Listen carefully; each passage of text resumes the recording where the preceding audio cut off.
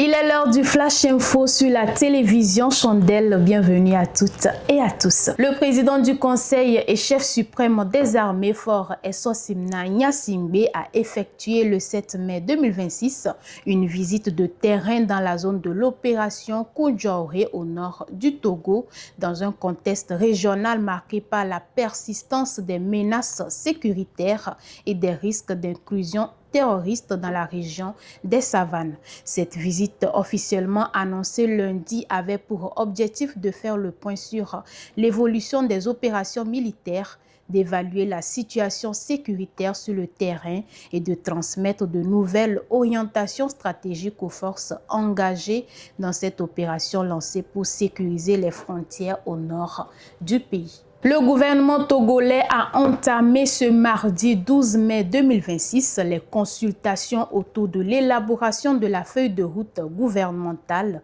qui se tiendra de 2026 à 2031. Les partenaires techniques et financiers ainsi que les acteurs du secteur privé ont échangé ce jour avec la ministre secrétaire générale de la présidence du Conseil autour des grandes priorité de développement portée par le président du Conseil, Faure Essosimna Gnassingbé. Au Nigeria, le député sénégalais Guy Marius a pris la défense du Mali lors d'une intervention remarquée par le Parlement de la CEDEAO le 8 mai 2026 à Abuja.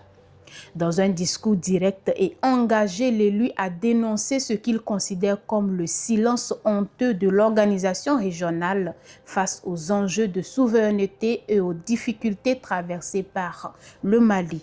Au cours de son intervention, Guy Marius Sagna a critiqué l'absence du concept de souveraineté dans les discours et documents officiels de la CEDEAO. Selon lui, cette omission traduit un problème plus profond dans la vision politique de l'organisation ouest-africaine.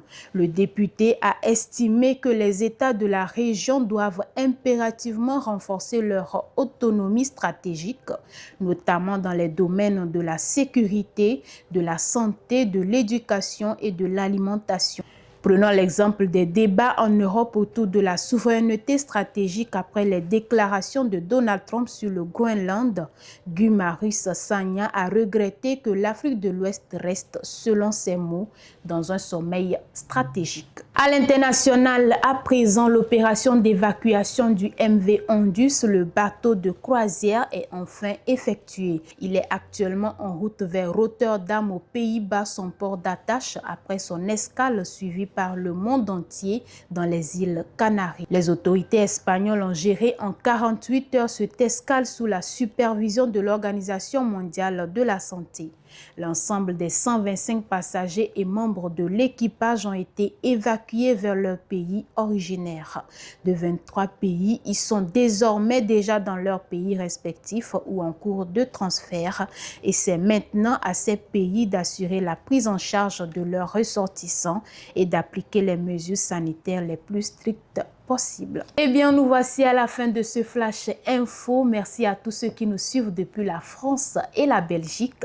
Nos programmes continuent sur Chandelle TV. Merci et à très bientôt.